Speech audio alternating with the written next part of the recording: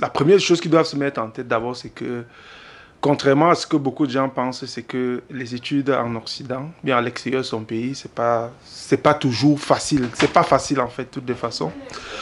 Donc, donc voilà. Je me rappelle par exemple quand moi j'étais au Cameroun, je réalisais que toute personne qui allait toujours en Occident rentrait et disait toujours, oh, après 5 ans, il dit j'ai fini l'école, après 5 ans, j'ai fini l'école.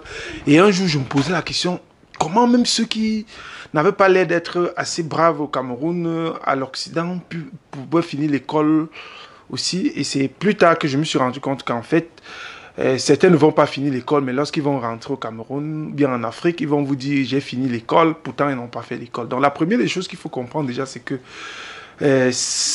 fréquenter ne sera pas facile. Pour ceux qui viennent dans un pays comme l'Allemagne où il faut parler la langue, elle est fondamentale. Elle est fondamentale. Ça dit que vous devez apprendre la langue. Et pendant que, si jamais vous avez la chance d'apprendre la langue dans votre pays, n'ayez pas honte pendant que vous êtes en train de faire le cours de langue. La langue, elle est vivante, elle est parlante. Celui qui ne parle pas ne fait pas un bon apprentissage. Parce qu'il pense qu'il connaît quand il écrit, mais s'il ne parle pas, c'est pas ça apprendre la langue, quoi. Et effectivement, vous voyez deux enfants, par exemple, qui ont le même âge, qui se lèvent pour l'un se lève pour marcher, il tombe, l'autre s'assoit, il ne fait pas le pas, il regarde, il pense que après 2 semaines, lorsqu'il va se lever, il ne va pas tomber. Mais même s'il fait 2 mois assis, le jour où il va se lever, il va aussi faire ses premiers pas, il va tomber. Donc, première des choses, moi, j'ai dit, la langue, l'apprentissage, parler, n'ayez pas honte quand vous êtes au cours de langue, parler, ceci. Et surtout, pour les études, ne prenez pas des filières par fantaisie. Ça dit que ne, ne demandez pas, par exemple, que qu'est-ce qui paye maintenant, qu'est-ce qui donne l'argent maintenant. Et puis, dès que vous avez dit qu'est-ce qu'on dit, qu'est-ce qui donne l'argent, vous dites, bon, c'est la filière que je vais faire. Vous prenez une préinscription, vous arrivez, vous vous rendez compte que vous n'avez aucune passion. Parce que tant que vous n'avez pas la passion dans ce que vous êtes en train de faire, croyez-moi, ce ne sera pas évident. Parce que lorsque vous allez arriver, une fois arrivé, les réalités sont toutes contraires à ce qu'on vous a donné l'impression au Cameroun. Parce que lorsque vous êtes encore en Afrique, chacun dans son pays respectif, vous pensez que vous venez au paradis.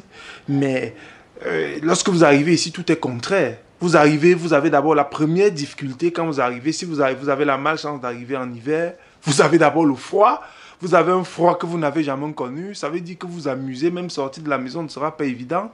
Ou alors vous prenez une grippe ou bien vous êtes malade tout le temps. Vous n'avez donc pas la force pour faire l'école. Ça veut dire que vous n'avez pas la force pour bien apprendre parce que la grippe que nous avons ici, j'ai eu la grippe quelques fois, mais ça n'a rien à voir avec la grippe que nous avons au Cameroun. Ça dit que vous êtes cassé tous les os un peu de partout. C'est lié à l'écosystème, quoi. Et si vous arrivez, vous ne connaissez pas vous exprimer à la langue, ceci, fait le premier défi, si vous n'avez pas quelqu'un que vous connaissez, si vous n'avez pas des informations, des contacts, même pour faire les achats, vous allez faire comment pour faire les achats? Parce que vous allez au supermarché, vous ne connaissez pas ce que c'est. Moi, je vais vous dire, j'ai acheté comment on veut dire ça? J'ai acheté la levure un jour, la levure des beignets, et je pensais que c'était du fromage, que c'était du camembert. Ah, et vous voyez, il y a beaucoup de petites choses comme ça qui font que, à un moment donné, vous souffrez pas parce que vous souffrez d'abord, même si vous souffrez d'abord personnellement parce que vous n'avez jamais connu. Imaginez-vous quelqu'un qui, dans son pays, n'a jamais lavé les habits parce qu'il y a beaucoup d'enfants qui ne font que l'école à la maison. Il n'a jamais lavé les habits à la maison, il ne sait pas nettoyer le sol, il sait pas. Et subitement, il faut qu'il prépare seul pour manger ou alors il faut qu'il lave ses habits, il faut qu'il s'organise seul. C'est d'abord un grand défi. Ça dit que quand vous voulez déjà sortir de l'Occident, sortir de votre pays pour venir étudier, sachez déjà que le premier point, c'est de pouvoir être responsable, c'est-à-dire de pouvoir organiser sa journée, de pouvoir organiser ses jours, de s'organiser, et c'est un très grand défi. Moi, je connais une fille, par exemple, qui, avec 16 de moyenne, à l'époque au lycée, quand nous étions au lycée, mais que 4 ans après, n'a pas pu avoir la moitié du cursus ici, parce qu'elle est arrivée, on allait la laisser dans un village, elle ne sait pas comment s'enregistrer en examen, on parle au départ, elle ne comprend pas, il fait froid, elle ne vient pas au cours, ce jour-là, le professeur dit telle chose va venir à l'examen, elle ne comprend pas, parce qu'elle n'est pas là. elle échoue à l'examen, elle ne sait pas, elle n'a pas compris que bon, quand vous avez commencé à composer, le semestre suivant, vous êtes automatiquement enregistré. Et ce qui fait que le semestre suivant, elle ne vient pas composer, ça fait déjà le deuxième essai, et après 3 essais, vous êtes exmatriculé. Et lorsque vous êtes exmatriculé, l'Allemagne a ses complexités. Il faudrait que la matière à laquelle vous avez été exmatriculé, que ce nom-là ne se retrouve pas dans une autre matière que vous voulez faire. Imaginez-vous si en mathématiques vous êtes exmatriculé. Ça veut dire que je vois très peu de filières où vous allez faire sans faire les mathématiques. Donc, c'est le défi, il est d'abord personnel. Je vais dire quoi? Il est managérial. C'est-à-dire que pouvoir se manager seul, organiser son temps, savoir que bon, j'ai décidé que je fais comme ça. Est-ce que j'ai fait en fin de journée? Est-ce que j'ai respecté ceci et tout, et tout, et tout? Pouvoir parler, pouvoir s'ouvrir aux gens. Ce qui est sûr, les premiers contacts ne seront pas évidents, quoi, parce que vous imaginez aussi que dans nos villages, là, quand les Chinois viennent au Cameroun ou bien en Afrique, comment est-ce que nous faisons là, vous voyez?